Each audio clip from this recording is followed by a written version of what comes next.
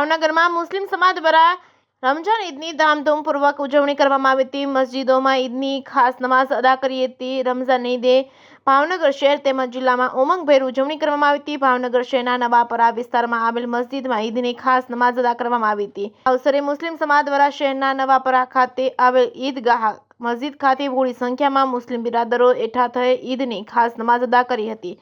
નમાઝ પૂર્ણ કરી અલ્લાહની ઇબાદત સાથે એકબીજાને ઈદની મુબારક પાઠવી ઉજવણી કરી હતી। આ પ્રસંગે શહેરની વિવિધ મસ્જિદોમાં મુસ્લિમ બિરાદરોએ ઈદની ખાસ નમાઝ અદા કરી હતી। નમાઝ બાદ એકબીજાને મુબારકબાદી પાઠવી હતી। ખીર ખુરમા ખવડાવી એકબીજાને ઈદ મુબારક પાઠવવામાં આવી હતી। જે કેસ ન્યૂઝ ગુજરાતી સાથે હિરેન ભાયાણી, ભાવનગર। આજ રોજ ભાવનગર શહેરની અંદર તથા પૂરા ભારતની અંદર આજે મુસ્લિમ દ્વારા ઈદ ઉલ ફિત્રનો તહેવાર મનાવવામાં આવેલ છે।